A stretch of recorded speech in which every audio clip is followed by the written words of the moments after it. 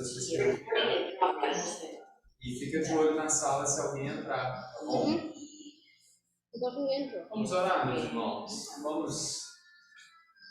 Vamos dar início ao nosso encontro de hoje, esse momento que é tão especial para a gente, estar juntos na presença do nosso Deus, poder ouvir, poder contemplá-lo, adorá-lo. E não há na vida um lugar melhor senão a presença do nosso Deus, né? O corpo de Cristo. Então, que a gente aproveite, saboreie, né? Porque esse é o momento. Vamos orar, e depois vamos louvar, e depois vamos estudar a palavra. Oremos então. Ó Deus amado, é com um coração alegre que nós estamos aqui na tua presença. Porque, em primeiro lugar, Pai, nós sabemos que é a tua vontade, Pai, que se move no meio de nós. O Senhor tem propósito na vida de cada um de nós aqui, o Senhor tem nos trazido, Pai, nesse momento que é teu, nesse espaço que é teu, nesse tempo que é teu, as nossas vidas que são tuas. Obrigado por nos dar esse privilégio que é tão maravilhoso, que é tão especial, Pai, que muitos dos nossos irmãos ainda na dificuldade do caminho não conseguiram, Pai, experimentar esse regozijo, essa alegria, Pai, que o Senhor tem dado a nós.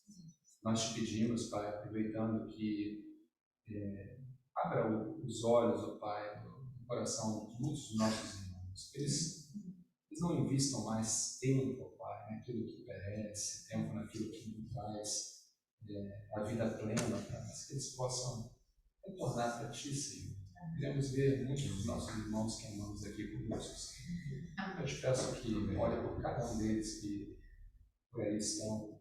O Senhor conhece todas as coisas, sabe onde cada um está, onde está o coração de cada um. Mas eu te peço, Senhor, intercedendo por eles, que aqueça o coração deles como tem aquecido os nossos. E aqui nessa reunião de hoje, nós queremos pedir a tua oração, a tua condução, Pai, e principalmente estarmos na tua presença. Possamos nos regozijar no Senhor, exaltar o teu nome, Pai, cantar louvores, Pai, que cheguem ao teu trono como um amor na sua casa.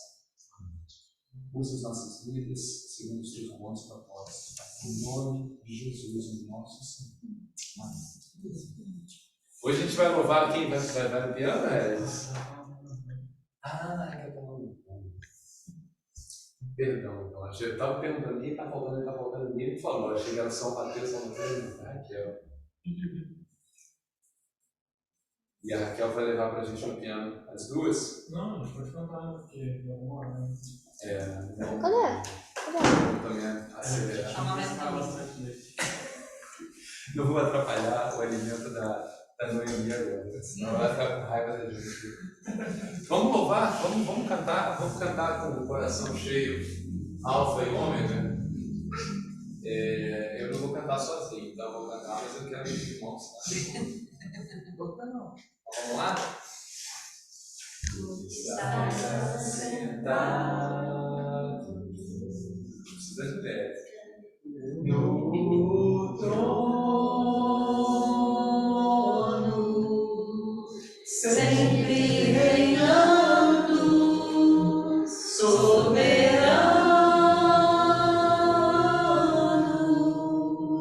anjos cantando, homens louvando, Deus reunindo o seu povo.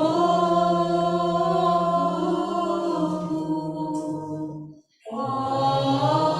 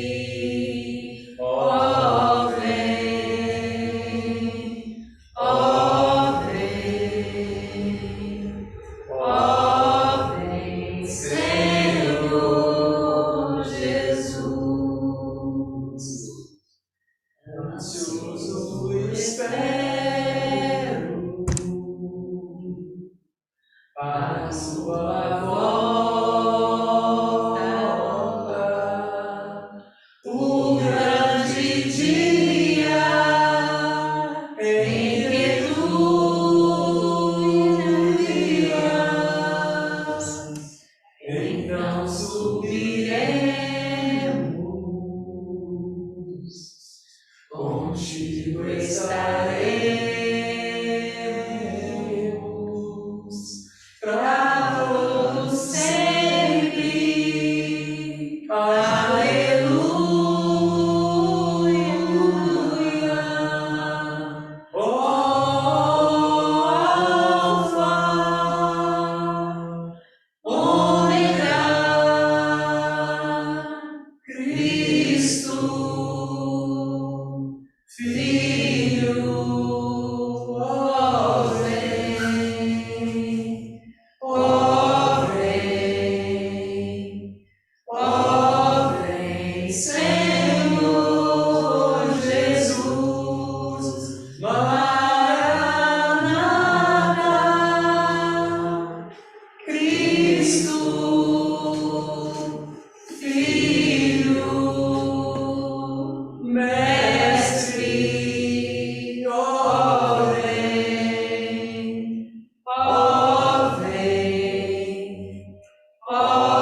vem, Senhor Jesus. Nossa, nós te esperamos, Pai. Pai, os nossos corações se alegram, Pai, com a certeza da tua presença. Ó Pai, esperamos, Pai, pelo bem de ti. Estaremos na tua presença, te contemplando, Senhor. Contemplando a beleza da tua santidade, Senhor. Contemplando as vitórias que temos em ti, Senhor. Contemplando a vida, Pai, que tu tens para nós ao teu lado.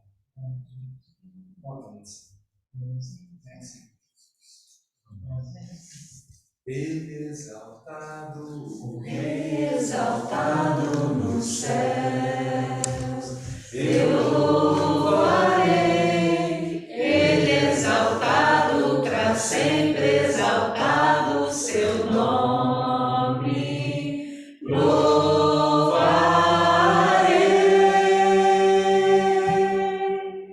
Ele é o Senhor, sua verdade vai sempre reinar. Terra e céus glorificam seu santo nome. Ele exaltado, o Rei exaltado no céu. Ele exaltado, o Rei exaltado no céu, eu louvarei. Ele exaltado, pra sempre exaltado, seu nome louvarei. Ele é o Senhor, sua verdade vai sempre reinar. Terra e céus glorificam seu santo nome. Ele exaltado, o Rei exaltado no céu. para sempre. Ele exaltado, o Rei exaltado no céu. Amém. Deus te exaltado. Irmão Regis, que Deus te abençoe, que a palavra venha pedir para nós a sua vida. E é com você.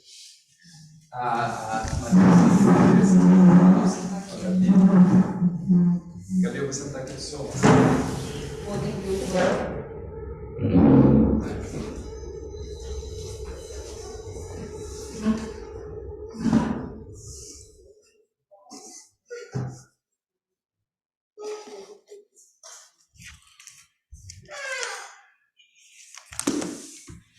Vamos orar.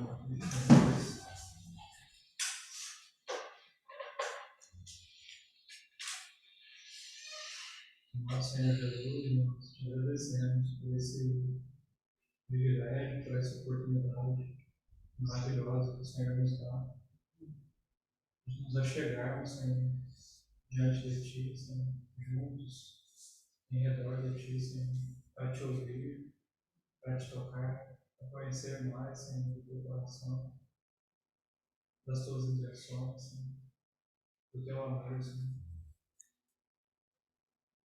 Senhor, como nós cantamos, anelamos que o Senhor venha. Que maravilhoso seria, Senhor, se essa reunião fosse interrompida, Senhor, se as nossas palavras cessassem, porque o Senhor entrou em cena. Então, poderíamos ouvir dos Teus próprios lábios, Senhor. Que maravilhoso seria, Senhor. E esse é o nosso desejo, Senhor. E te pedimos que o Senhor fortaleça esse senso, esse anseio no nosso coração, pela Tua volta, Senhor. Para estarmos contigo, Senhor. Para que não façamos nada por simplesmente fazer, Senhor. Porque é corriqueiro, porque é do nosso costume, Senhor. Mas traz sempre, Senhor, a nossa memória do porquê estamos aqui, porquê nos levantamos, porquê nos ajuntamos, Senhor. É por Ti, Senhor, para Ti, Senhor. É porque o Senhor está no nosso meio. Se esse não for o motivo, Senhor, então não há nenhuma esperança para nós, Senhor, e seríamos miseráveis, Senhor. Mas aleluia, porque o Senhor se alegra em se dar, em se revelar. Então te pedimos pela unção do Teu Santo Espírito, que Ele enche cada um de nós por falar, por ouvir, por render o coração, Senhor, por Te adorar, por Te obedecer, Senhor. Nos socorre, Senhor, com a porção do Teu Santo Espírito, Senhor. Te pedimos. Amém.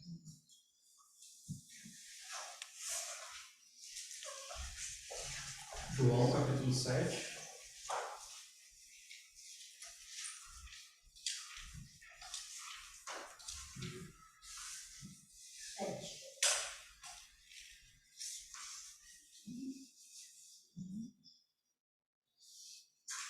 No nosso último encontro, nós consideramos até o versículo 9, que foram os relatos da ida dos judeus para uma das 4 festas que são obrigatórias, que todos eles subam, a festa dos tabernáculos.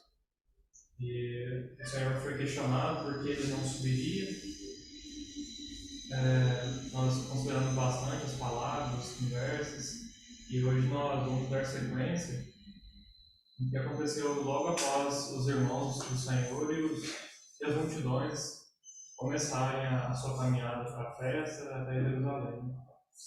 Então, vamos ler do versículo 10 até o versículo 53, mas nós vamos pular esse trecho do 37 ao 44, e vai ficar um trecho exclusivo para uma outra reunião que nós vamos ponderar. Antes de iniciar esse texto, eu gostaria de ler com os irmãos o versículo 17, porque esse versículo é chave para essa porção que nós vamos considerar, pelo menos ao meu ver. Ele nos ajuda a entender muito o coração do Senhor diante de tudo que estava acontecendo aqui. Às vezes é como se você visse uma pessoa tentando abrir uma porta que ela não conhece, mas você conhece, e ela está lá tentando várias chaves que você sabe que está errado, e tem uma chave ali que você está vendo que é a certa. Então, quando o Senhor fala esse versículo 17, é a chave certa. Ele dá esse sentimento para nós. Aí, esse que é o problema. E é essa que é a solução. Então, eu gostaria de ler esse versículo para nós mantermos ele em mente enquanto lemos o texto. Versículo 17. Se alguém quiser fazer a vontade dele, conhecerá a respeito da doutrina, se ela é de Deus ou se fala por mim mesmo. Então, comecemos o texto do versículo 10. Mas depois que seus irmãos subiram para a festa, então subiu ele também, não publicamente, mas em oculto. Ora, os judeus o procuravam na festa e perguntavam: onde estará ele? E havia grande murmuração a seu respeito entre as multidões. Uns diziam, ele é bom, e outros, não, antes engana o povo. Entretanto, ninguém falava dele abertamente, por ter medo dos judeus. Corria já em meia festa, e Jesus subiu ao templo e ensinava. Então os judeus se maravilhavam e diziam, como sabe este letras sem ter estudado?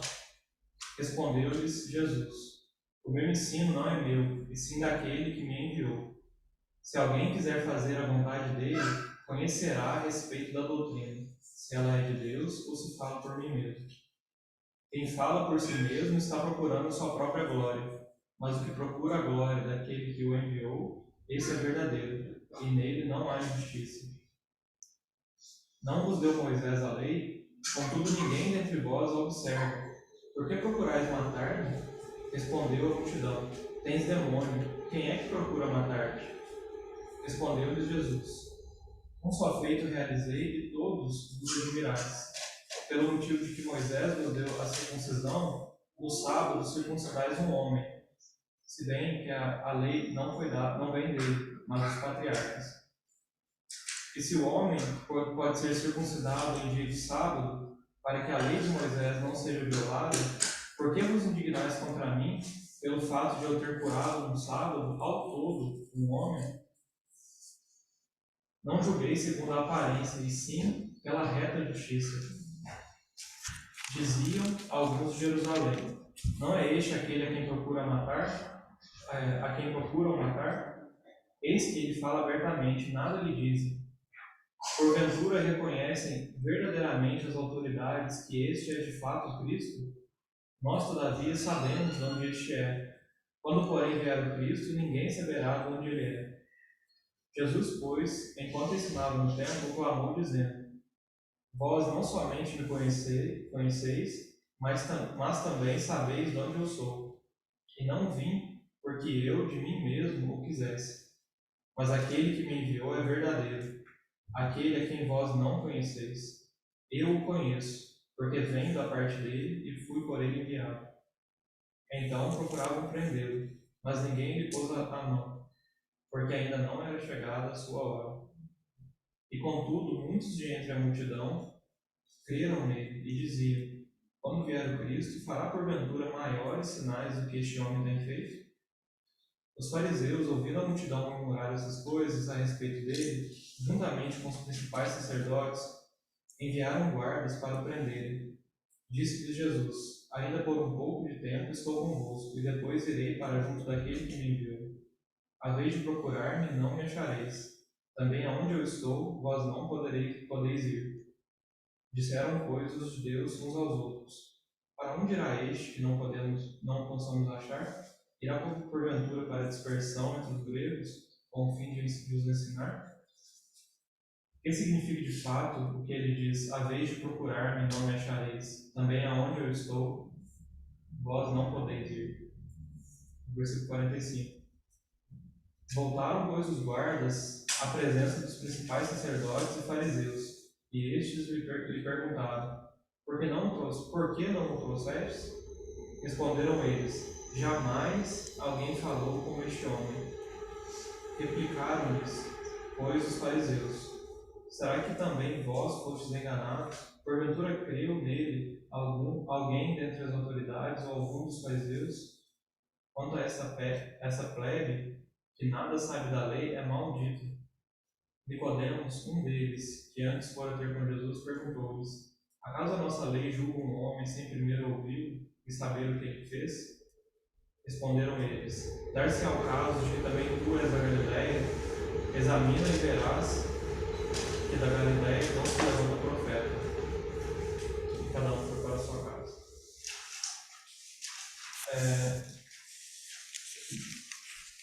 Eu vou comentar alguns versículos desse texto, mas os irmãos têm a liberdade de comentarem outros que o Senhor você ao coração dos irmãos e das irmãs. O primeiro trecho que eu gostaria de trazer algo para os irmãos é esse trecho inicial do 10 ao 13, e há 3 pontos ali que me chamaram a atenção. Tendo como plano de fundo que o Demésio compartilhou, nós sabemos que o Senhor não subiu com eles. O Senhor se deteve, e o texto começa falando que logo depois que os irmãos dele subiram, então o Senhor subiu. Um ponto que é verdade sobre o Senhor é que ele é obediente, ele é o filho obediente. Ele não houve nenhuma desobediência, ele veio para cumprir a lei. E assim sendo, mesmo que ele era o criador da lei, a palavra fala em Gálatas 4 que ele nasceu sob a lei. Então o Senhor ele sobe a festa, ele não negligencia um mandamento, porque eles tinham subido. Então nós vemos aí a obediência dele. E eu vejo nisso também a humildade do Senhor, porque ele era o criador, ele é a realidade que aquela festa simbolizava, mas mesmo assim ele vai cheio de propósito, né? Ele não vai simplesmente por ir. Nós vamos ver um pouco desses propósitos que ele tinha em ir. Um segundo ponto que me chamou a atenção é que é da sabedoria do Senhor, né? Que ele não sobe junto com a multidão, né? Ele se detém, espera aquela procissão ir. Eu até lembrei os irmãos que a gente comentou sobre esse texto, né? Dos cânticos dos degraus, que provavelmente eram cantados nessas procissões, né? Por exemplo, aquele Salmo 133, ó quão bom e agradável verem unidos os irmãos, né? E é um salmo que retrata essa unidade do povo subindo. Então era uma multidão que subia ali junto. E o Senhor ele evita essa multidão nesse momento, porque não é a chegada a hora dele. Se ele sobe nesse momento junto, com todos ali, provavelmente entre eles tinham muitos líderes judeus, e haveria conflito. Mas o Senhor ele não é um causador de tumulto, né? Ele tem o tempo dele. Quando ele tem que confrontar, ele confronta com santa firmeza. E quando ele tem que se ocultar, ele também se oculta em obediência ao Pai, para que tudo seja feito conforme a vontade do Pai. Então, há a sabedoria dele se manifestando aqui. Há domínio próprio, né? Ele sobe no momento em que ele não vai chamar atenção, numa hora que não é para ele chamar atenção, naquela multidão. E o último ponto que o Senhor também falou no meu coração nesse texto é da solidão do Senhor, né? Porque ele está prestes para cumprir aquilo que ele mesmo disse, né? Se o grão de trigo cair em terra não morrer, ele fica só. Mas se ele morrer, ele produz muito fruto. Então nós sabemos que esse grão ele tinha que cair só, tinha que morrer, então ele teria muitos frutos. Mas o Senhor não apenas foi só na morte dele na cruz. Nós sabemos que ali ninguém esteve com ele, né? Ele foi totalmente abandonado. Mas a vida do Senhor também foi uma vida solitária. Porque como o Senhor encontraria entre homens algum companheiro? Como aquele que é a luz de luz encontraria nas trevas comunhão? Ele tinha sim o conforto, ele tinha o amor, a admiração dos seus discípulos, a amizade deles, mas quem era capaz, né, de se identificar perfeitamente com ele? Para quem poderia olhar e dizer, esse é a luz de luz como eu sou luz de luz? Então, nesse sentido, a caminhada do Senhor foi uma caminhada solitária. E é isso que nós vemos aqui também, né? Ele sobe sozinho, ele sobe a posse, ele não sobe com a multidão. Mais uma vez, solitário. E esses mesmos discípulos que eram tão próximos, quantas vezes não entendiam, né? Não compreendiam as palavras dele. Mas, de uma certa forma, isso também nos fala o coração da nossa condição, né? Porque nós também, por causa do pecado, nos tornamos solitários, né? Há em nós trevas, e as trevas elas não encontram unidade, né? O homem que anda no escuro, ele não consegue encontrar unidade com outro homem. É cada um no seu caos, na morte, nas trevas. Então não há união entre os homens. Mas por causa que ele deixou a sua glória, ele veio aqui e andou essa vida solitária, porque o grão de trigo caiu em terra e morreu, ele nos uniu a ele. E hoje nós podemos ser companheiros dele, ainda solitários nessa terra, ainda não encontrando identificação em termos de carne, né, com as pessoas, com o mundo, mas nele podemos encontrar perfeita identificação. E também temos o privilégio de que ele, por causa do seu Espírito que ele nos deu, encontra hoje em nós companheiros com os quais ele pode compartilhar os seus planos, os seus desejos, né, com os quais ele pode usar para a sua obra, para o seu reino. Santo privilégio é para nós isso.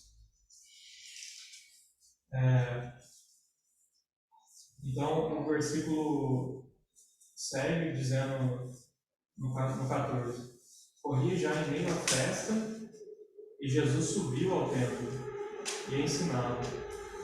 Isso foi algo que eu estava conversando com o irmão, né, que me chamou a atenção, porque que Jesus estava nesse lugar e fazendo isso justamente para as pessoas que não estavam recebendo, né? Porque nós vemos o Senhor sendo recebido em vários lugares, mas não no templo, né, e não entre os judeus. Então, esse irmão me lembrou que o Senhor, ele, enquanto nessa caminhada dele, nessa jornada, ele estava cumprindo o ministério dele. Ele estava pregando, ele estava lançando as palavras do Senhor, né?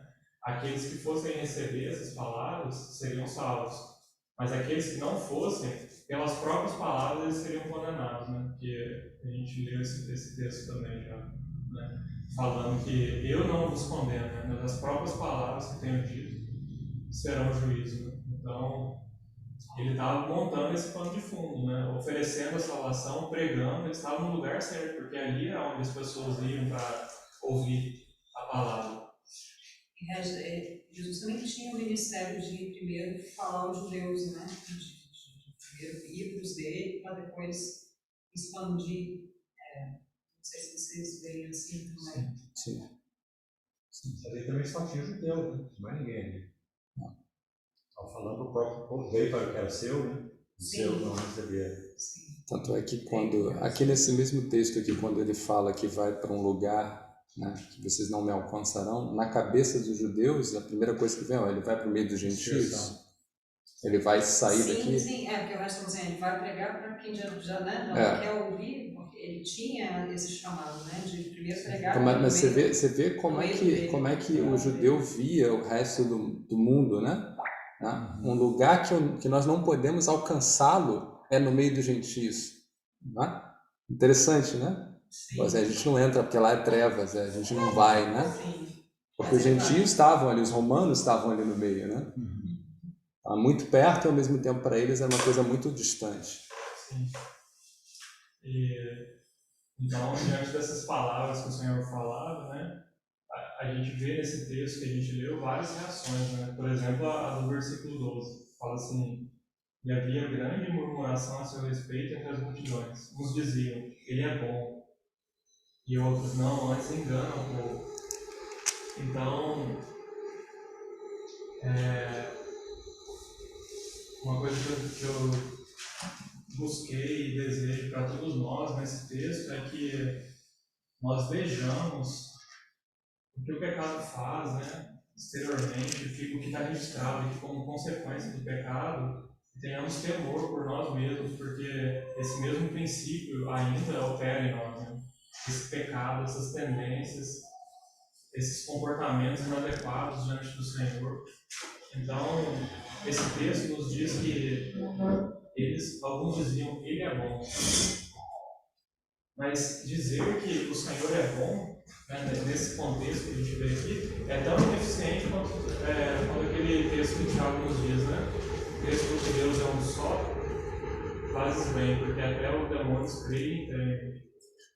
Porque não é o papel do homem colocar uma régua moral diante de Jesus Cristo, que é Deus, e avaliar que ele é bom. Fala, ele, de acordo com os nossos parâmetros, que a gente sabe que é bom, ele tem uma certa medida de bondade, que é até grande, que prevalece, talvez, a medida de maldade dele. Então, definitivamente, ele é bom. uma audácia do homem fazer isso, porque o papel do homem não é esse de avaliar. O papel do homem é de se prostrar, reconhecer quem ele é, se entregar, né? Se render aos pés de Deus em adoração.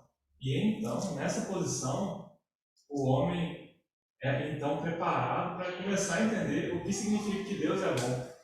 Porque Deus não é muito bom, pouco bom, ele é a plenitude da bondade.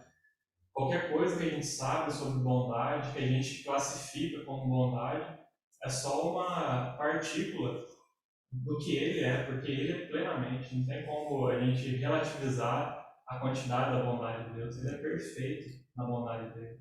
Uma passagem que reflete muito o que você está falando é a do jovem rico, quando se aproxima de Jesus e fala, né, bom mestre. E Jesus replica dizendo, por que me chamas bom? É exatamente isso que Jesus está contrastando ali. Qual o padrão de bondade que você tem para me chamar de bom? E Jesus já sabia que ele não era bom.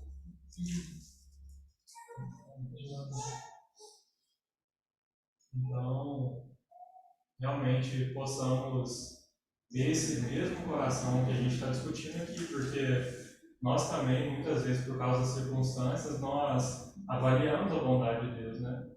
Nós reclamamos, a murmuração é uma constatação de que Deus não é bom, né? É uma inferência disso. Né? Por que você está murmurando? Você não crê que Deus é soberano? Então por que você está reclamando? Então que o Senhor nos livre nesses momentos em que somos tentados a murmurar, reclamar, que Ele nos traga a memória que não só Ele é soberano, mas Ele é bom. Então a gente se render aos pés dele, se render ao governo dele das nossas vidas e esperar nele. Então, seguindo, no versículo 15, a gente vai ver algo parecido com o que eu acabei de comentar, mais uma reação deles. Então os judeus se maravilhavam e diziam, como sabe este letras sem ter estudado? Eu compartilhei com os irmãos também que a priori eu tive a impressão que eles estavam maravilhados no sentido positivo de adoração. Mas quando você vê o que eles estão contrastando, apesar dele ser quem ele é, sem estudo, ele sabe, ele tem conhecimento. Então, quem é esse? O texto diz, né? Como sabe este letras sem ter estudado? Ele não frequentou a mesma escola que nós frequentamos. É uma crítica, né? Uma crítica. Ele não deveria saber isso, né? Não deveria estar aqui. Né? E ele não é aceitável por isso. Sim. Que saia, ele não tem as credenciais, ele tem um certo conhecimento, mas ele não tem as credenciais que nós temos. Ele não pode ser aceito porque esse homem sem estudo está... E você sabe uma coisa, Regis, que eu estava percebendo e estudando esse texto que eu achei interessante? E tem muito a ver também com o que Jesus já falou para a gente da glória, né? Os homens buscam a glória dos homens, né? E ele busca a glória daquele que o enviou. Jesus falava em nome de Deus. Então Jesus não fazia referência aos mestres ali, aos rabis. E provavelmente eles falavam entre eles, né? Abriam para falar, irmão Regis, irmão Romeu, né? E Jesus não fazia isso, ou seja, ele não teve essa educação que eles tinham e não falava, não fazia referência a eles, ele falava algo que vinha de Deus para ele. Então isso deveria causar ainda mais revolta, né? Imagina, no meio acadêmico, os acadêmicos, né, tem aquela etiqueta uns com outros, chega um cara e ele fala dele. E o que ele fala dele é impactante, de um lado é impactante, do outro mas não é nosso. Isso é uma audácia. Como ele é capaz de falar isso se ele não é um dos nossos? Sí, también como reducirlo, ¿no? Como Sí. siempre esa intención de reducirlo, porque también en el 11 vemos, aquí en español dice, ¿dónde está aquel? Como de ningunearlo, de desprestigiarlo, y luego vuelven a decir, ¿no? Como que sabe de letras sin haber estudiado. Es lo que yo también veo ahorita cuando hablas con un ateo, con un musulmán, esa intención siempre de desprestigiar o minimizar la figura de nuestro Señor Jesucristo. Isso é o que está por trás. Es el Hijo de Dios en la tierra, o sea, no hay Más explicación. O que está por trás aqui é diminuir de fato Exatamente. aquilo que eles estão vendo. Disminuindo. Como foi antes, quem é esse que vem da Galileia? Ya, Né? É sí, diminuir a los região, arenales. é diminuir a fala, é diminuir a sabedoria. Ya. Então, de fato, não é algo positivo, não é uma maravilha Pero- no sentido de, olha, estou maravilhado com isso. Não, é algo mal. Pero es que se sigue viendo esa disminución de la figura tan importante. O sea que, increíble, ¿no?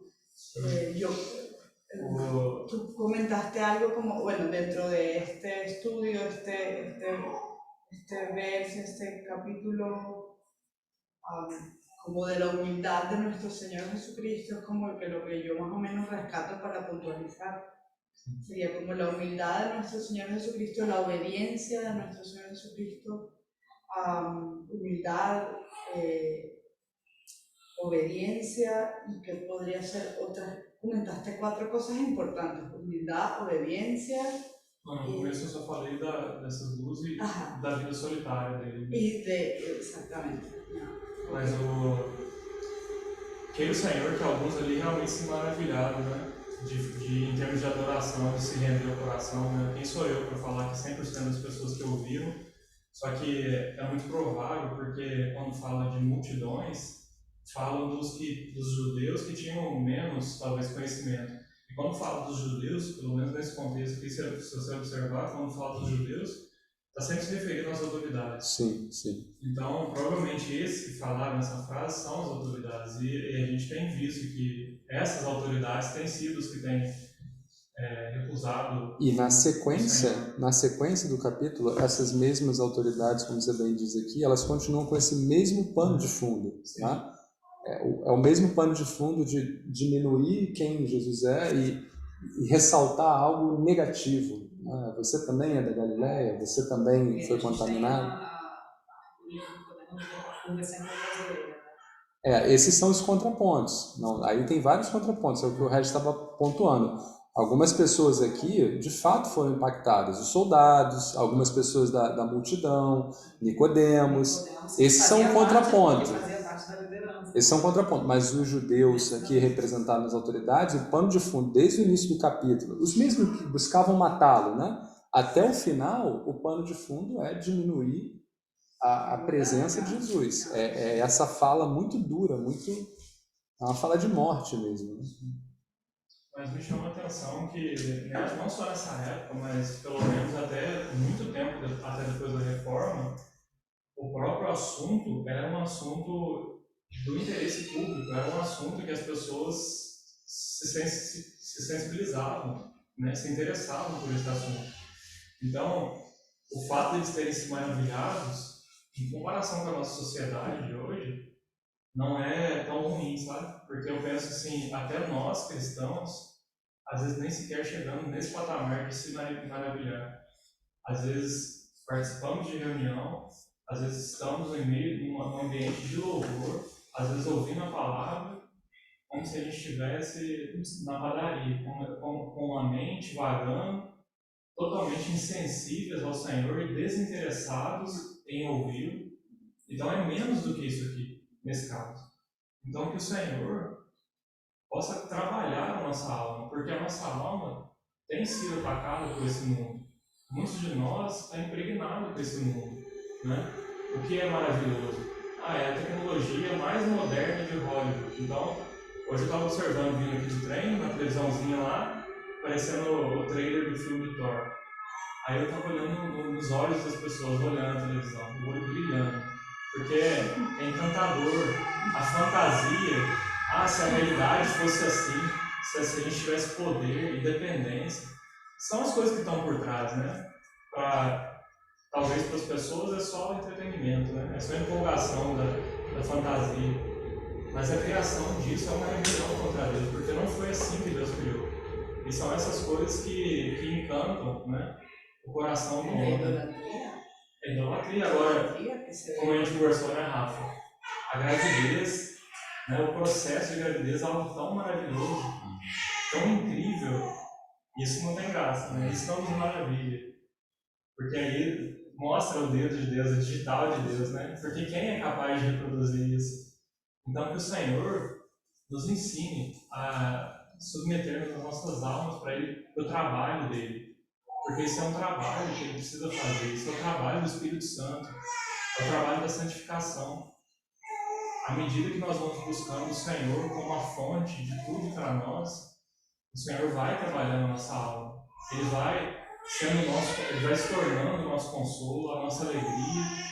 Tudo que nós cremos vai sendo também possuído pela nossa alma, no sentido de que as nossas emoções respondem, obedecem.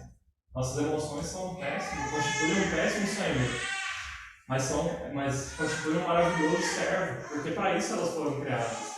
Os nossos sentimentos foram criados para o Senhor, para que eles funcionassem como se fossem cordas de um instrumento musical. E o Senhor tocasse essas cordas e soasse para Ele uma linda música. Para isso são os nossos sentimentos.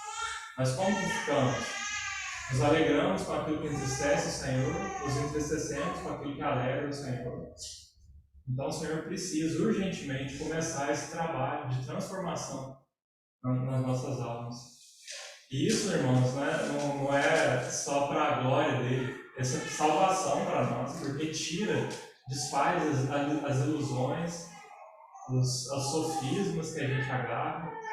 La contaminación del mundo. Sim. E isso acontece na mente, né? Quando, por exemplo, eu percebo que eu vou com um sentimento que não deveria, uma raiva, alguma coisa, eu oro ao Senhor para que Ele mude a minha perspectiva.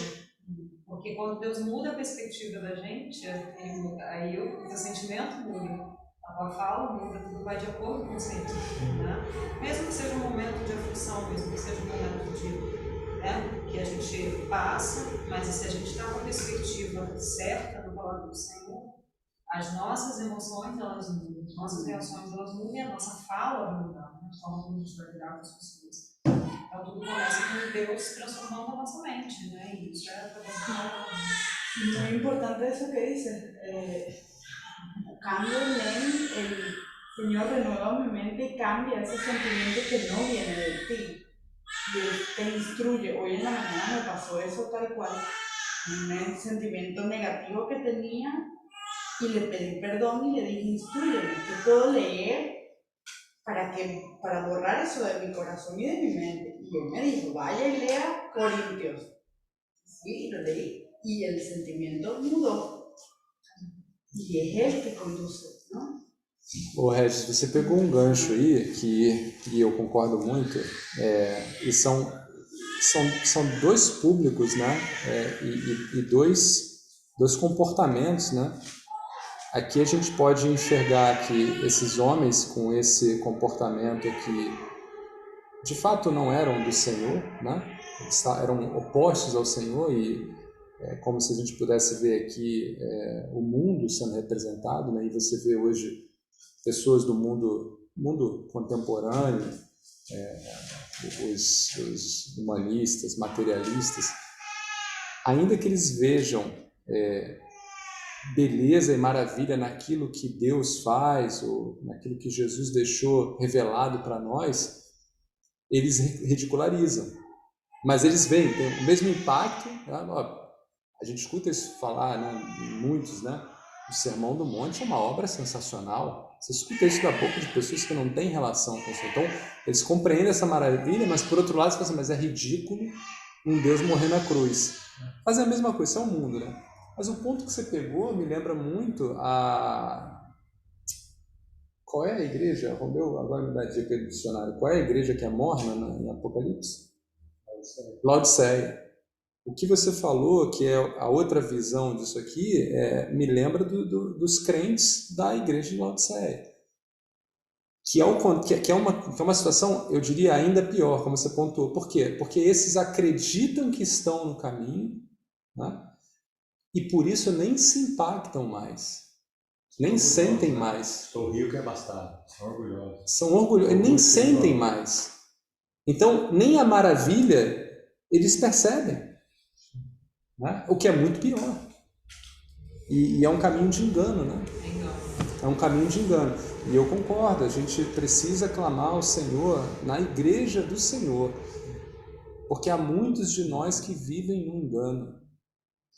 Muitos de nós que na fala da igreja de Laodiceia, né? Deus está dizendo ali, vocês não são quentes, nem mornos, nem frios, né? Vocês não são meus, nem estão no mundo. Vocês são mornos e eu vou fazer o quê? Eu vou vomitar vocês, né? Então é muito triste, né? É uma realidade muito pesada e a gente vê isso. Eu sou cristão, mas eu sou o título, mas acho que Você vive uma vida, mas é o que a gente está falando. Se no momento em que você se reconhece com a majestade do Senhor, a partir daquele momento, a sinceridade de coração deveria te fazer se apegar a tudo que é do Senhor. Né? Tem um texto em Atos 13, que realmente traz uma exortação muito forte quanto a esse desprezo do Senhor. Né? Que a gente está vendo da parte dos judeus. Aqui Paulo está pregando sobre a ressurreição de Cristo em Antioquia. Atos no español. Hechos. Atos 13 e 36. Porque, na verdade, tanto Davi, servido a sua própria geração, conforme o desígnio de Deus, adormecido, foi para junto dos seus pais e viu corrupção. Porém, aquele a quem Deus ressuscitou não viu corrupção. Tomai, pois, irmãos, conhecimento de que se vos anuncia remissão de pecados por intermédio deste, e por meio dele, todo o que crê é justificado de todas as coisas das quais vós não pudeste ser justificados pela lei de Moisés. Olha que texto quase que anexo, né, ao texto de João 7. Né? Notai, pois, que não vos sobrevenha o que está escrito nos profetas. Vede, ó desprezadores, maravilhai-vos e perecei, porque eu realizo em vossos dias obra tal que não crereis, nem se alguém vos contar. Então, eles desprezaram a visita do Senhor, né? E naquele dia em que todo joelho se dobrará, vai ser revelado, né, a glória do Senhor. Eles vão ver aquele a quem eles transpassaram, né? Sim.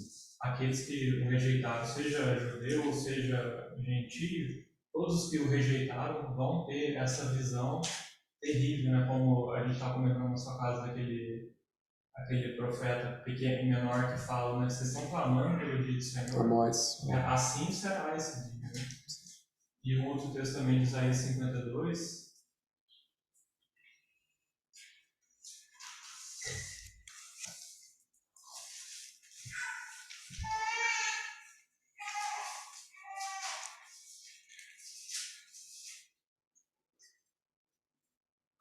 Isaías 52, versículo 13. Eis que o meu servo procederá com prudência, será exaltado, elevado e será muito sublime. Como pasmaram muito à vista dele, pois o seu aspecto estava muito desfigurado, mais do que outro qualquer, e a sua aparência mais do que a dos outros filhos dos homens. E o versículo 15. Assim causará admiração às nações, e os reis fecharão a sua boca por causa dele. Porque aquilo que não lhes foi anunciado verão, e aquilo que não ouviram entenderão naquele dia. Mas nós, irmãos, podemos apropriar desse versículo hoje, porque nos nossos corações existem reis, existem soberanos que querem ditar, não porque eles têm capacidade em si mesmos, eles querem ditar segundo o príncipe desse mundo, né? Que esse é o par, né? Não tem nenhum rei no nosso coração que reina sozinho, né? Ele é sempre influenciado por Satanás. Quando a gente opta por não seguir o Senhor, a gente não está escolhendo uma posição neutra, nossa, que é boa, que é aceitável diante de Deus, né? A gente cai da presença do Senhor e estamos à mercê do inimigo do Senhor. Então, esses reis no nosso coração que se levantam contra o Senhor, a vontade da nossa carne que se levanta contra o nosso Senhor, nós podemos clamar ao Senhor para que seja isso o veredito dele, né? Ponha a mão na boca e se cale diante do Senhor, se renda diante do Senhor, deposite a coroa aos pés do nosso Senhor e permita que Ele, o verdadeiro Rei, reine em nossas vidas. Voltando lá para João 7.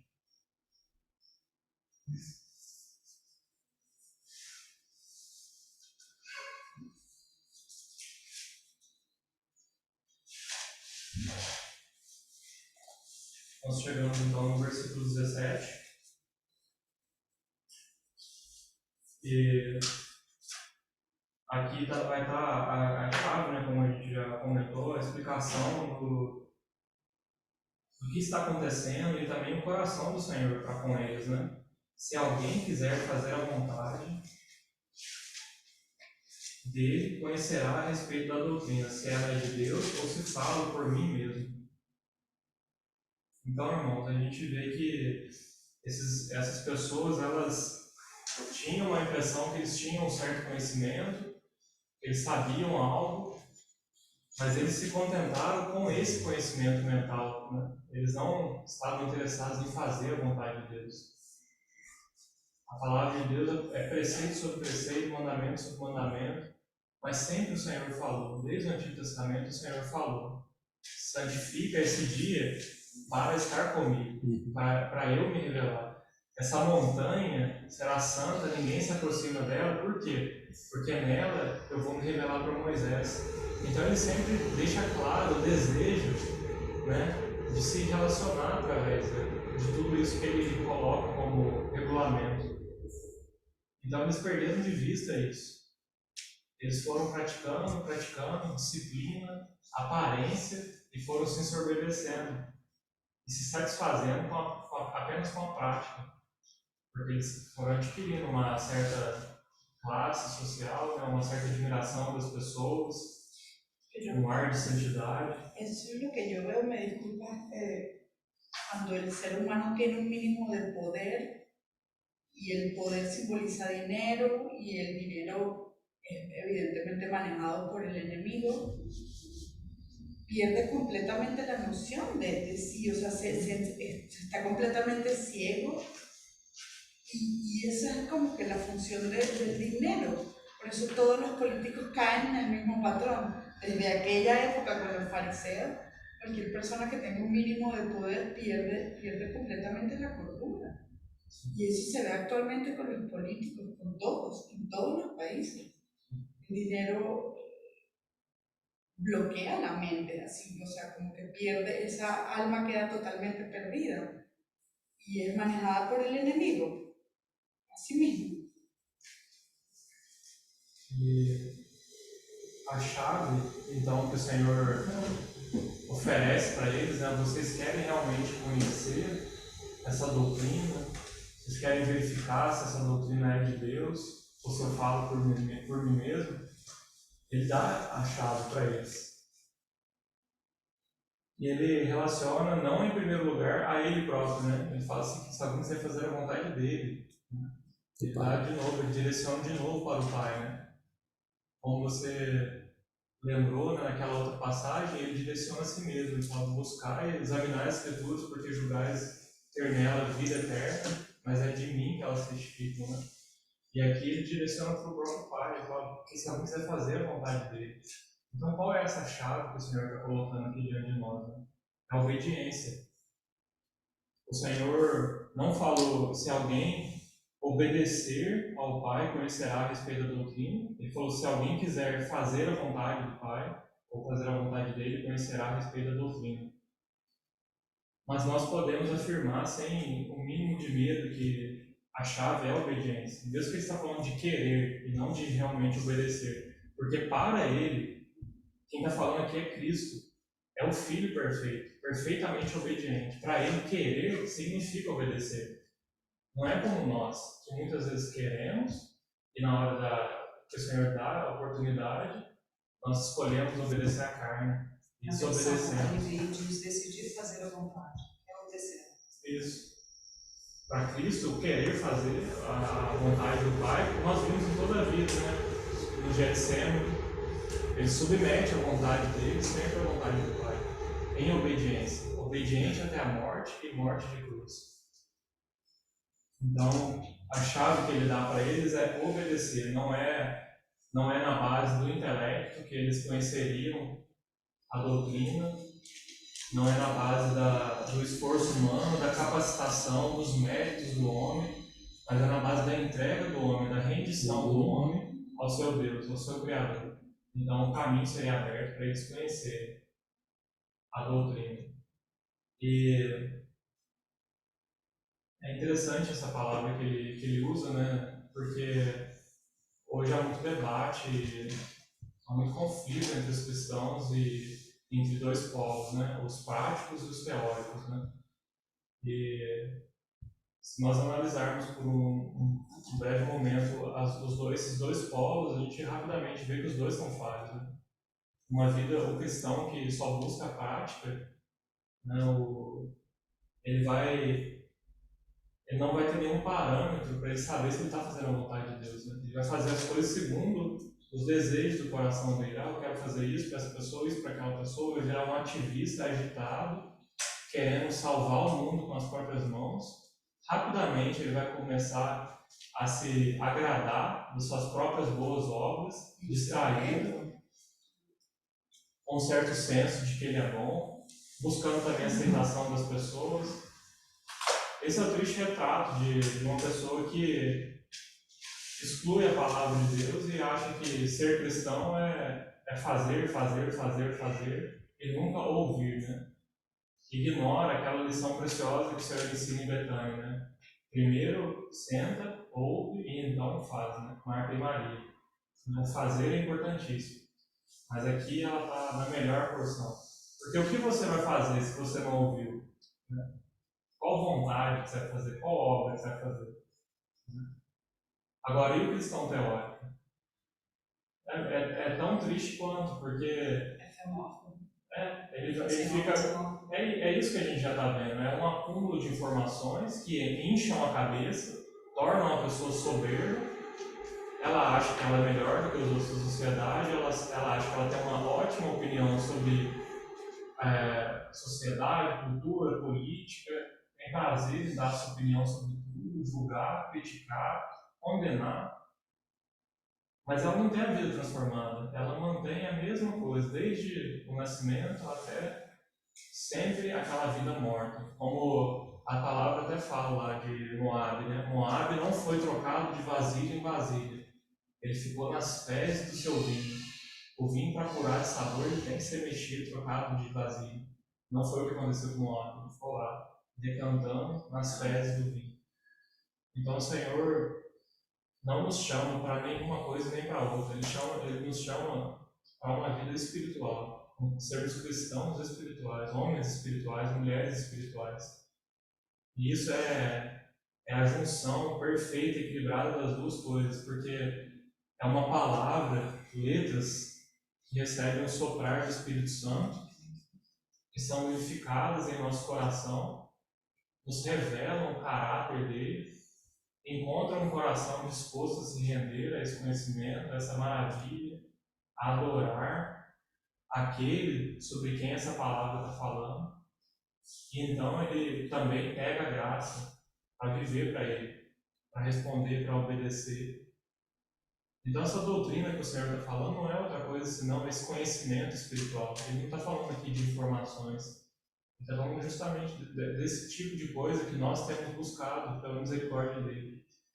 Conhecimento que nos leve a Ele, que leve Ele prevalecer, a vida dele prevalecer em nós, né? Nos leve cada vez mais a nos rendermos aos pés do Senhor. E que a chave, como você bem colocou, é uma só, é a obediência. Porque a obediência, ela ataca no homem algo que é muito, muito duro, muito difícil, que é a submissão. Tá? Então a chave é a submissão ao Senhor. Tengo una pregunta. Estos teóricos, creyentes como teóricos, algo así comentaste, serían estas personas que no quieren ir a la iglesia, que no van a la iglesia y no tienen vida en comunidad y solamente leen desde su casa, oran, ¿no? Não necessariamente. Acho que se eu puder comentar o que o Regis estava falando, são pessoas que têm a revelação da palavra pelas suas próprias forças. Ele é a letra morta, né? Eu estudo, eu sou esses judeus aqui. Lembra que no capítulo 5, se eu não me engano, aqui do Evangelho de João, Jesus questiona esses judeus, fala assim: vocês não... o termo ali, a palavra ali vocês se esmeram nas Escrituras, né? Vocês não se esmeram nas Escrituras e vocês não sabem que as Escrituras falam a meu respeito? O que Jesus está apontando ali? É exatamente isso. Vocês são teóricos das falas, mas o coração de vocês não é um coração obediente à vontade de Deus, e por isso o Espírito Santo não atua na vida de vocês. Vocês são teóricos, mas é uma teoria que, como a Regis falou, que leva à morte, leva ao afastamento de Deus. Nós somos colocados de dia com situações onde a gente tem escolhas para fazer. E muitas vezes a gente conhece a palavra de Deus, mas a gente escolhe o caminho que vai nos favorecer, mesmo sabendo que aquilo é contrário à palavra de Deus. A gente escolhe ceder, são pessoas que escolhem ceder sempre à vontade, apesar de conhecer a palavra. Não são pessoas conhecedoras, mas que não obedecem aquilo que conhecem. Aquele texto que não é fácil. Obedecer não é o fácil. texto que os irmãos não lembraram de Apocalipse, né? Ali é um cenário de uma igreja, uma localidade, uma reunião com as portas fechadas. Então, deveria ser algo para ele, né? É uma reunião ali, um congregar dos santos. E a palavra fala que o Senhor está do lado de fora, batendo na porta, né? Então, quando aquela igreja, né, quando ela se ajuntava para reunir, aquele que deveria ser a causa do encontro deles estava do lado de fora, batendo. E qual que é a impressão que eles têm de si mesmos? Que eles estão ricos e abastados. Aí o Senhor fala, pobre, cego e nu. E essa é a nossa tendência na carne, é nós acharmos que somos capazes, acharmos que, porque já estou tantos anos caminhando com o Senhor, então eu posso alguma coisa independente do Senhor. Um orgulho na carne que vai surgir. A pessoa pode começar a admirar a sua própria espiritualidade. Então é só o Senhor para nos manter aos pés dele, dependentes dele, e buscando graça e obediência, como os irmãos estão falando, para que tudo que ele tenha falado, esteja falando para nós, ele encontre a realidade das nossas vidas. No Antigo Testamento, os animais que eles poderiam comer eram os animais que tinham o casco fendido e ruminavam. E isso tem um símbolo espiritual muito bonito, porque assim deve ser a vida do cristão. Ele não pode ter só uma aparência externa. Eu vou ali, eu faço isso, faço aquilo, as pessoas veem algo, mas não tem nenhuma realidade interna, porque o ruminar fala disso, né? O que é ruminar? É quando você come o alimento, você não, né? O animal que faz isso. O alimento volta, então é muito trabalhado, é muito absorvido. É isso que ele quer que nós façamos com as palavras que ele nos dá. Você lembra de Isaías? Logo que encontrei as tuas palavras, as comi, foram doces. Jeremias. Então esse é o coração que o Senhor deseja que tenhamos com as palavras que ele nos entrega, né? Com tanto amor. Que a gente, com essas palavras, elas se tornem realidade interna. E as duas coisas andem juntas. O Senhor olhe para o nosso coração, encontre aquilo que Ele tem nos falado, uma reação, né? Mesmo que seja querer, né? Porque isso é o mínimo que o Senhor espera de nós, que desejemos querer, né? Ele fala aqui no texto, se alguém quiser fazer a vontade do Pai. É o começo, é a submissão. Aí começa, então, deve existir em nós desejo por querer obedecer. Então, encontrando graça, obedecendo, aquilo vai se manifestar exteriormente. Então, aquilo é puro diante dos olhos dele. Aquilo é como deve ser, agradável ao Senhor. Assim deve ser a caminhada de nós. E Jesus é tão maravilhoso, porque se a gente ler aqui nos versos 19 até o 23, ele vai explicar exatamente o que a gente está falando aqui para esses homens. Né? Porque eles falam que vocês receberam a lei de Moisés, no entanto, vocês não a obedecem. Por quê? Porque vocês estão querendo me matar. E aí ele vai falar, vocês quebram a lei para circuncidar alguém no sábado. O que é isso? É o próprio homem fazendo né? Aquilo que eles não deveriam fazer, mas porque eles decidiram. Agora eu, que curei um homem por completo, e aí Jesus está falando de uma forma mais plena, né? Vocês querem me matar por isso. E aí Jesus fala, façam julgamento de forma justa. Esse julgamento de forma justa, julgamento que está em submissão ao Senhor, não o julgamento do homem. Então Jesus exemplifica exatamente o que ele está falando para esses homens. E está falando para a gente, né? É aquilo que você falou, Gabi, né? Quando a gente às vezes distorce a palavra, tem um texto que eu li uma vez aqui, não lembro onde vai estar agora, né? Acho que está em João também, que muitas vezes eles distorcem a palavra para poder fazer a sua vontade. Eu vou achar aqui. E muitas vezes a gente faz isso, né? A gente distorce a palavra para que a gente tenha um sentido na nossa carne daquilo que a gente quer fazer. E a gente, nesse próprio relato desse capítulo 7, a gente tem esse contraste do que esses judeus, essas pessoas, se obedecessem, o que eles experimentariam de conhecimento espiritual. Porque, na verdade, esse capítulo é um símbolo do próprio Evangelho. Pensem bem, né? Como que está escrito em João, capítulo 1:15, né? O verso fez carne e tabernaculou entre nós. Então, se eles tivessem o desejo de obedecer, eles veriam que ali diante dele é um tabernáculo verdadeiro, que tabernaculou entre eles. O texto, no capítulo 7, começa dizendo que a festa dos judeus, depois fala que se chamava Festa dos Tabernáculos. Então, se tornou a festa dos judeus, né? Uma festa do Senhor, para eles comemorarem com o Senhor tudo que a gente já falou na última reunião, mas ela se tornou a festa dos judeus, porque perdeu o Senhor do foco. Agora, o tabernáculo estava ali diante dele, o verdadeiro, a realidade daquilo que eles perderam. Então, nesse capítulo, a gente tem um resumo. O povo que foi chamado, levantado pelo Senhor, o abandonou, virou as costas para ele, ele veio para os seus, né? Tabernaculou entre os homens. Ali estavam naquela festa, sem propósito, perderam o sentido, e o tabernáculo... E aí não conseguiram ver. Anunciando diante deles, né? Então, que maravilha eles teriam desfrutado ali se eles tivessem o desejo de obedecer, né? E aí, o Regis, perdão, Gabi, o perigo que a gente tem que talvez levar em consideração, né? Dessa como é que a gente pode falar, né? Dessa entrada das coisas do mundo na nossa vida, e a gente passa, o que aconteceu aqui que você está colocando, né? Eles estavam ali para enxergar o tabernáculo e não conseguiram. E por que não conseguiram? Porque contaminaram tudo aquilo que era a vontade de Deus na vida deles. E se a gente trouxer para a nossa vida, quando nós contaminamos a nossa vida com aquilo que é na vontade de Deus, muitas vezes perdemos a presença do Senhor na nossa vida.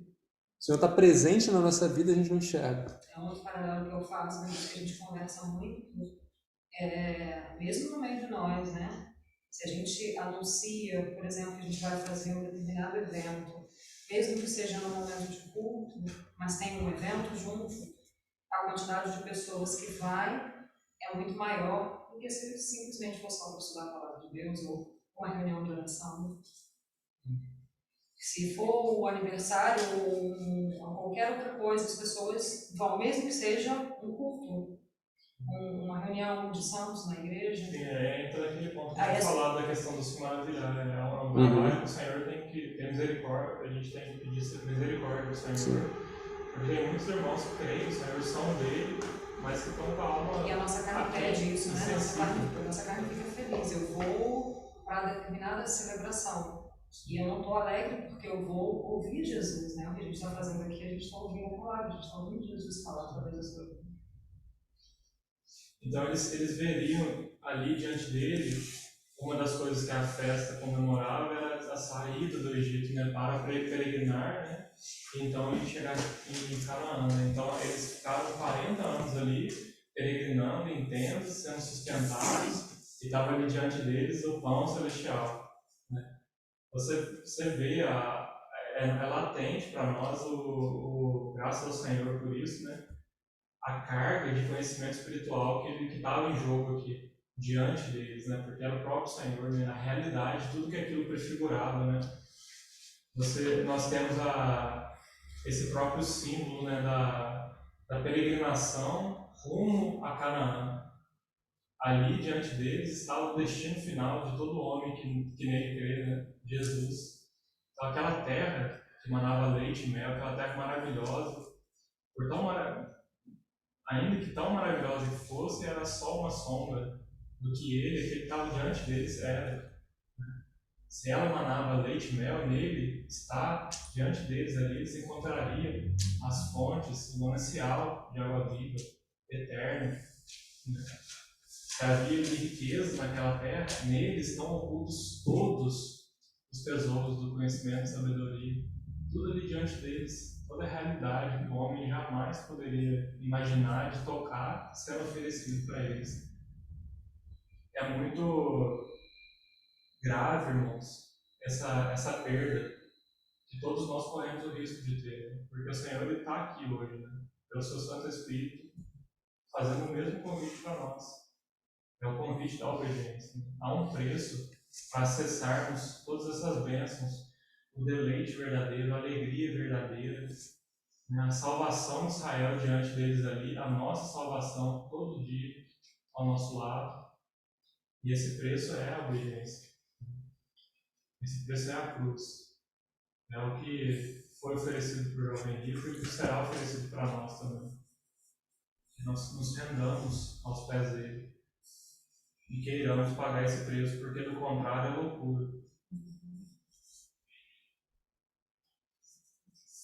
O texto, na sequência, é o que o Demetrio já comentou, que eu também gostaria de comentar, que é o de Moisés, que também é um exemplo prático disso que aconteceu, né? Porque eles se atentaram para o externo, para a lei em si, e perderam de vista totalmente o propósito, né, da circuncisão. Era algo para simbolizar essa separação, essa santificação para Deus, né? E o Senhor fala aqui para eles, né, humildemente, ele dá uma explicação para eles, fala: olha, vocês faziam um símbolo, um sinal no corpo de um homem, uma parte, um símbolo pequeno, algo totalmente simbólico, né? A ciência até fala que trazia benefícios para a saúde, a circuncisão, mas eu curei de todo um homem, completamente, né? De dentro e de fora. Eu trouxe esse homem que era paralítico, totalmente incapaz de andar nos caminhos de Deus, eu curei ele para que agora ele possa andar nos caminhos de Deus.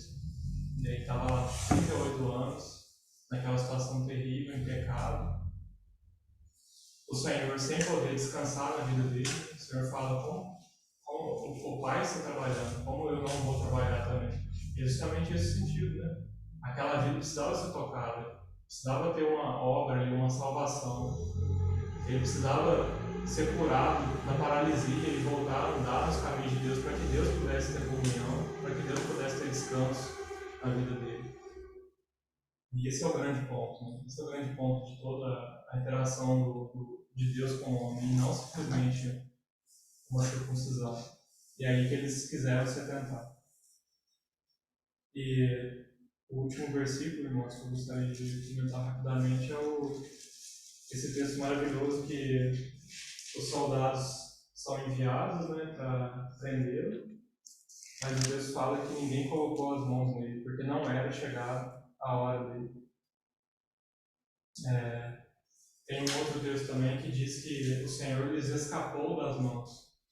E eu já ouvi alguém comentando que nós deveríamos... comentou para um casal específico, não foi eu e Raquel, mas comentou que por causa da guerra deveria sair da Alemanha porque até o Senhor escapou quando foi perigoso para eles. Falando desse texto, ela não testificou no meu coração de forma nenhuma, e eu fui olhar no original o significado dessa palavra escapar, e ele fala como que é uma areia escapando entre os dedos, né? E quando você tem essa situação, você fala: a areia está escapando entre os dedos. Mas é que você não é capaz de Você não é capaz de reter. Então, é isso que é a verdade sobre o Senhor, né? Porque ele fala em João 14, que ninguém vai tomar a vida dele. Ele voluntariamente a dar. Em tantos textos que a gente vê o Senhor... E o próprio texto começa dizendo que os judeus buscavam o quê? Matá-lo. E ninguém lança a mão nele. E aí você fala, quem busca matar não pega, por que não pega? Eles mesmos ficam para Porque não era a hora. Todo mundo foi para matar e ele está aqui falando livremente. Não é? Você vê como é que tem a contradição. Ele está falando, vocês não querem pegar? Pega agora. Por que não pega agora? Né? Porque não... Os homens na sua pequenez, né, tentam fazer uma artimanha, uma estratégia contra o Senhor dos Exércitos. E o Senhor zomba deles, né? Porque aqueles soldados que eles mandam voltam crendo nele. Na minha imaginação, né? Porque eu tinha falado isso lá no nosso estudo, né?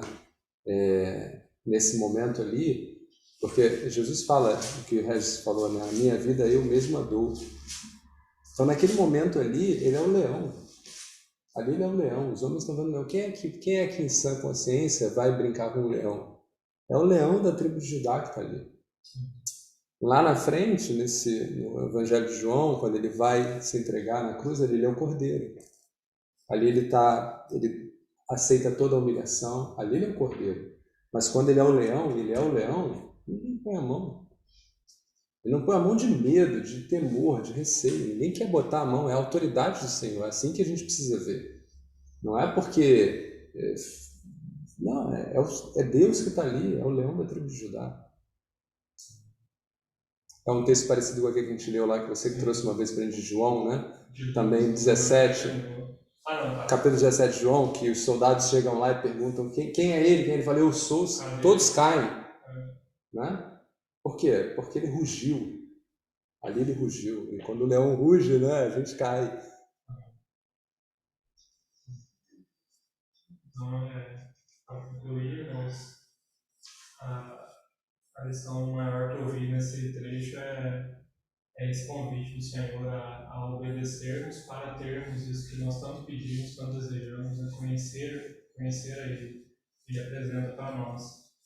Até tem um outro texto de João 14 que deixa bem claro essa relação. Ele fala no versículo 21.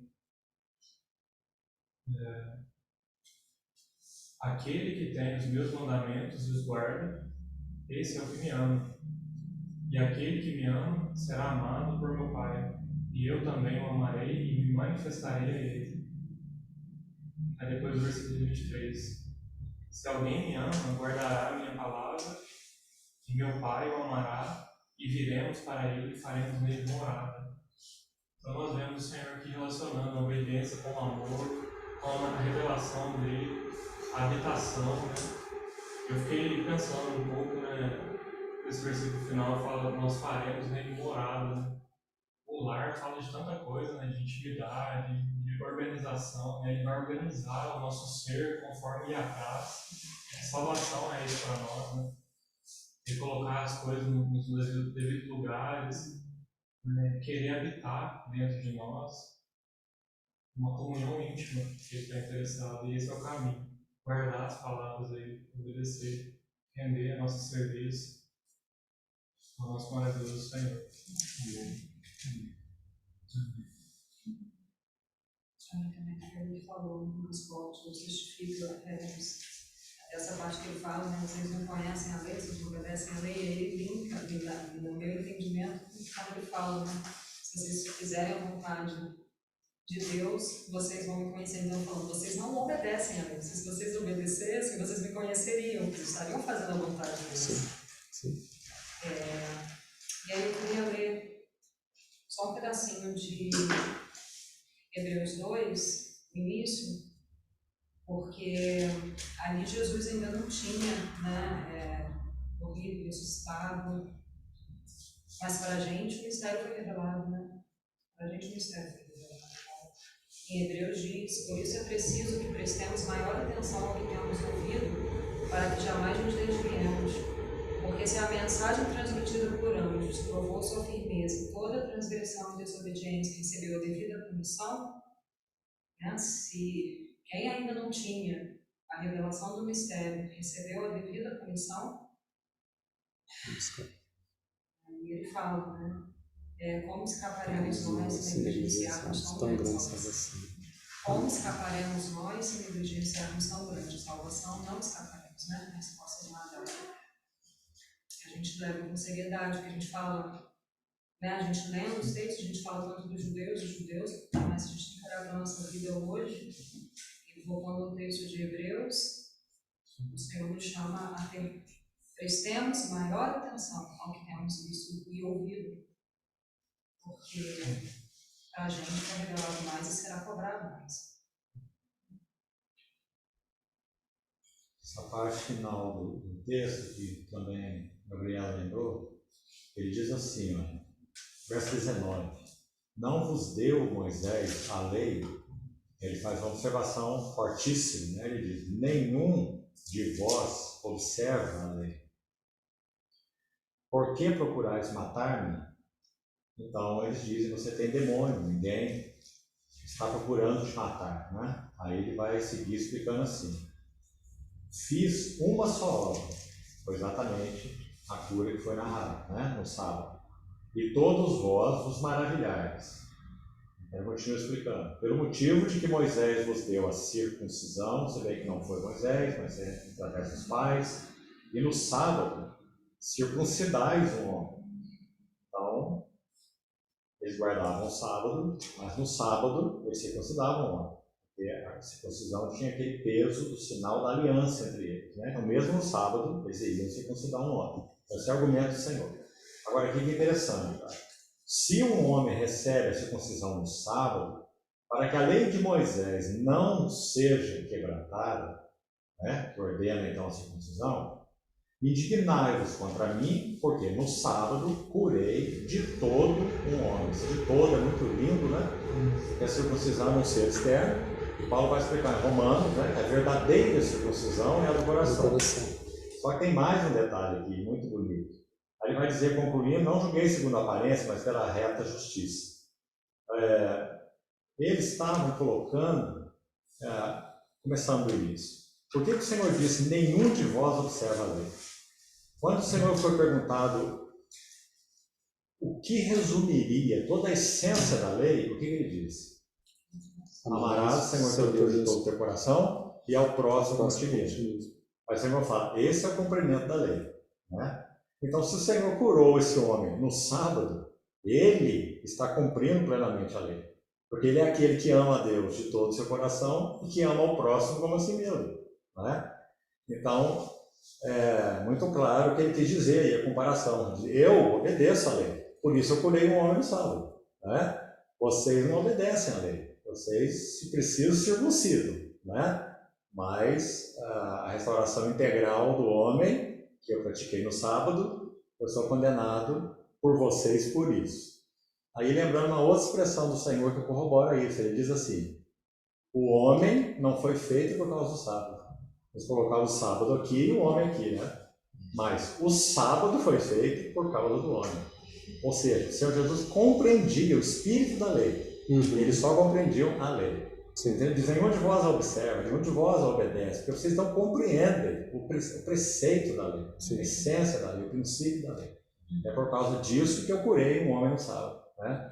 Então, assim, muito claro, muito bonito o que o Senhor está dizendo aí. Agora, ainda uma coisinha mais, irmãos, que eu acho assim, simplesmente impressionante nesse Evangelho, ela ocorre aqui e ocorre em vários outros lugares do Evangelho. Então, no finalzinho do texto que o Regis se propôs a abordar, eu acho até que ele vai seguir numa outra reunião, né? Olha o 33 e 34, que foi lido também. O que diz aí, por favor? Disse-lhes, pois, Jesus: ainda por um pouco de tempo estou convosco e depois vou para aquele que me enviou. Então vou, está aí no futuro, essa expressão, né? A gente está entendendo com clareza o que é, ele está falando da cruz e da glória que ele teria após a cruz junto com o Pai, muito claro. Agora aqui ele acrescenta algo assim, digamos, enigmático para eles, que é o 34.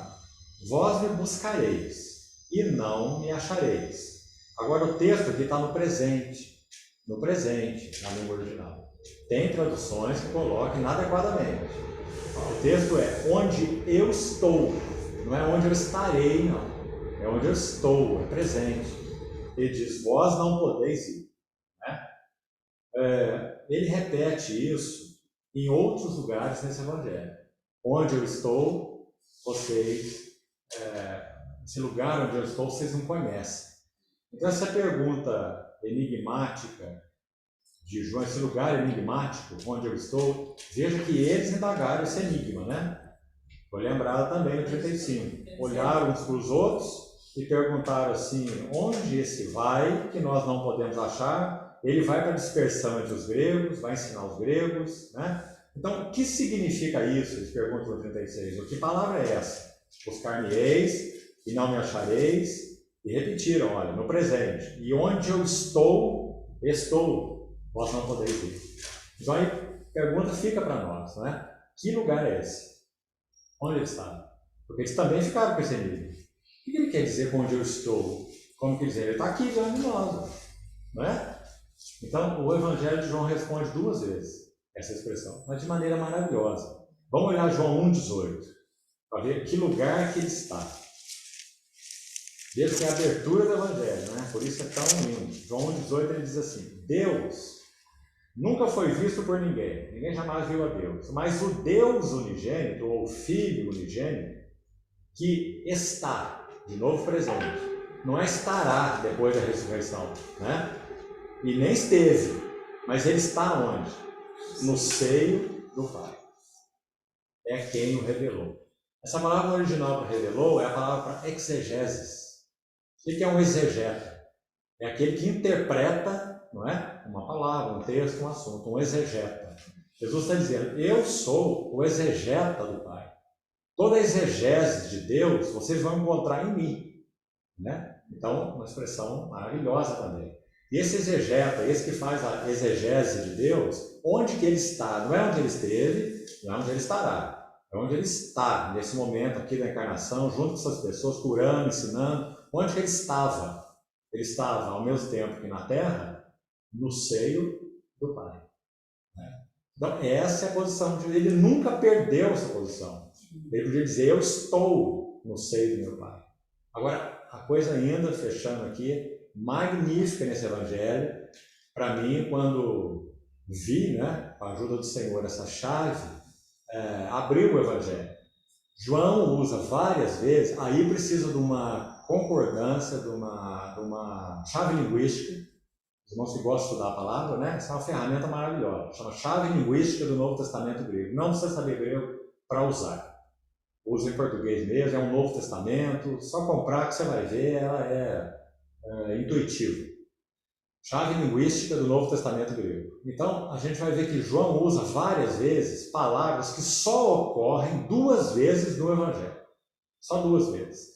E todas as vezes que o Espírito Santo coloca em determinado livro, uma carta, uma epístola, um livro, como é o caso de João, uma palavra 2 vezes, ele está com uma intenção.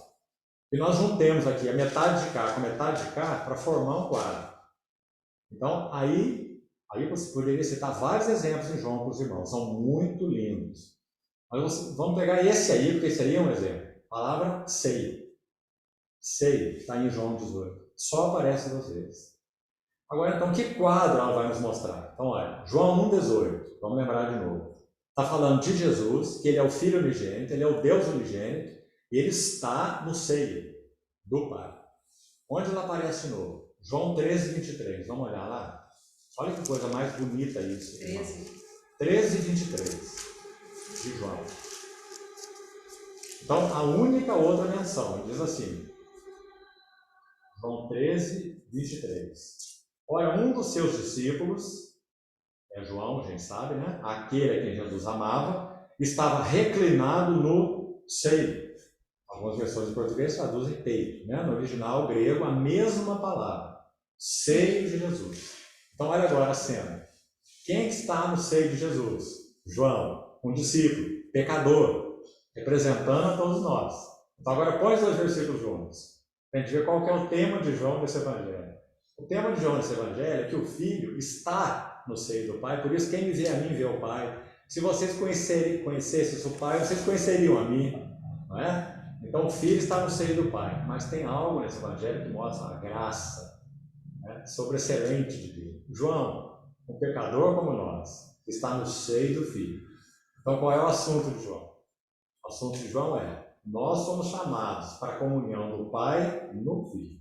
Assim como o Filho está no seio do Pai, nós, pela graça do Filho, seríamos colocados no seio do Filho, que está no seio do Pai. Então, João está reclinado no seio do Filho. Essa é a nossa posição. Jesus nunca perdeu essa posição, e aqueles que estão no Filho nunca perderão essa posição. Por isso que ele falou em João 10, né? Aqueles que o Pai me deu, e que vêm a mim, este de maneira nenhuma eu lançarei fora. Ninguém pode arrebatá-los da minha mão. Porque assim como a posição dele no Pai é eterna, a posição dos que creem nele, no Filho, junto ao Pai, também é eterna. Ninguém os arrebatará. Né? Então, seio, só 2 vezes. Essa palavra, como ele aprendeu essas letras sem ter estudado, só ocorre 2 vezes. A outra vez que ocorre, o verso diz assim: e serão todos ensinados por Deus. A mesma palavra ali no original grego. Então, como que Jesus aprendeu aquelas letras sem ter frequentado escola rabínica? Serão todos ensinados por Deus. Uma profecia de Isaías, ele está dizendo que se aplicava a ele. Ele não aprendeu em escola de rabinos, ele foi ensinado por Deus. Né? Então, João ocorre muitas vezes uma palavra, 2 vezes apenas, e sempre nós juntamos e montamos um quadro lindo. Casa de meu pai. Casa de meu pai está no capítulo 2, irmãos já viram, né? O Senhor entrando e expulsando os vendilhões, não é? Não façais da casa de meu pai casa de negócio. No 14, na casa de meu pai há muitas moradas. Só ocorre 2 vezes, no 2 e no 14. Olha que quadro mais maravilhoso. No 2, ele diz que ele é a casa do pai, não é? Lembra? Destruí esse santuário, em 3 dias eu reedificarei. Ele se referiu ao santuário do seu corpo. O que ele está dizendo? Eu sou a casa do pai. Não é? Ele é a casa, ele é o tabernáculo, não é? O Verbo se fez carne e tabernaculou entre nós. Então, no 2, ele diz que ele é a casa do Pai, porque ele se aplica a questão o assunto da casa do Pai, o templo, naquele caso, o templo de Herodes, né? Reconstruído, como sendo uma expressão literal, natural, dele mesmo. Ele é o tabernáculo, a casa verdadeira. É João 2. E João 14? João 14, irmãos, ele é cantado, os irmãos sabem. Eu cresci no meio evangélico, meus pais eram cristãos, né? E nós ouvimos isso desde a escola dominical. Casa do Pai, sempre numa abordagem futura. Não que isso esteja errado. Nós aguardamos a plenitude e a beleza disso, sim. Mas o fato, João, é que o Senhor Jesus é a casa do Pai, agora e aqui. Então ele vai dizer o que em João 14? Depois que Pedro foi dito a Pedro que ele iria negá-lo, uma hora de trevas que foi apresentada para Pedro, né? Antes que o galo cante, tu me negarás 3 vezes, mas não se turbe o vosso coração, credes em Deus, crede também em mim. Na casa de meu pai há muitas moradas. Se assim não for, eu vou teria dito, pois eu vou preparar-vos lugar. Lugar onde? A eternidade futura, quando ele voltar lá diante de Deus, isso também, não é? Mas ele já preparou lugar para nós agora, nele, numa vida de união com ele, porque ele é a casa do Pai. Então eu vos preparei moradas, né? Está aí outra palavra que só aparece 2 vezes, é em João 14, morada só aparece 2 vezes. Na casa de meu Pai há muitas moradas, moradas no Filho, ele é a casa do Pai, então nós moramos no Filho. E o outro é João 14, 23, que o Harry citou. Se alguém me ama, guardará minhas palavras, meu Pai o amará, viremos para ele, faremos nele morada. Então, a primeira menção, nós morando nele. A segunda menção, ele e o Pai morando em nós. Então, os quadros são simplesmente maravilhosos. Agora, é acaso? Isso foi acaso? O Espírito Santo colocou isso aí para nós vermos. Nós encontrarmos e montarmos os quadros. Né? Então, irmãos, quanto mais nós estudamos a palavra de Deus, mais boquiabertos nós ficamos com o que o Espírito Santo fez quando escreveu a Bíblia. Né? Então, graças ao Senhor por isso.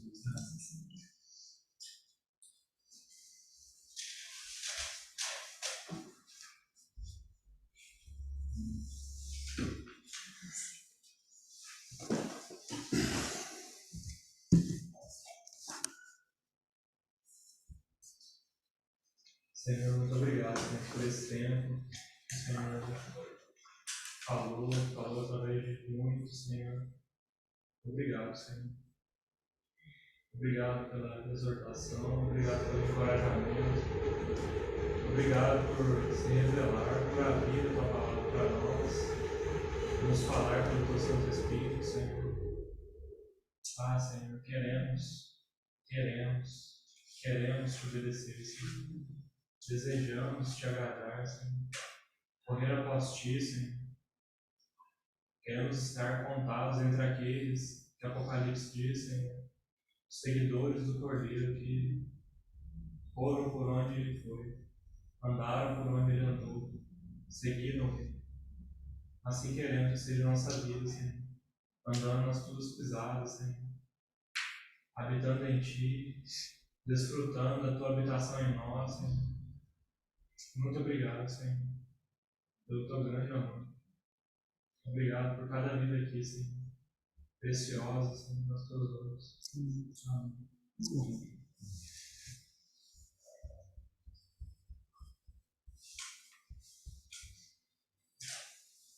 Obrigado por essa noite de comunhão, Senhor. Obrigado pela vida dos irmãos, das irmãs, pelo pão vivo que desce do céu e tem sido dado a cada um de nós, imerecedores.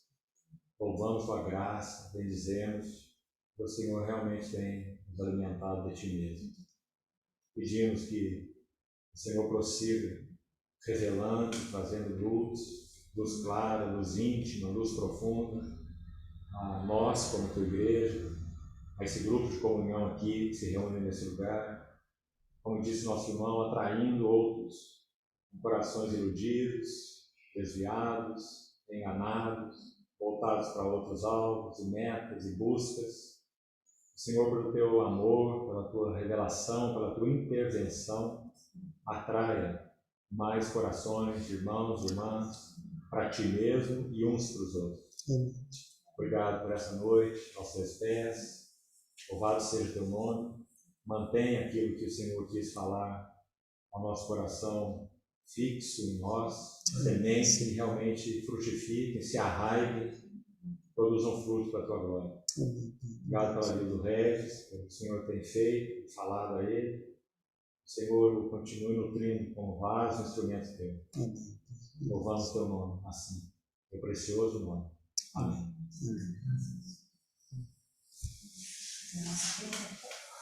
Não, infelizmente, mas está gravado, e está gravado inclusive o que eu falei. Então, deixa eu parar aqui.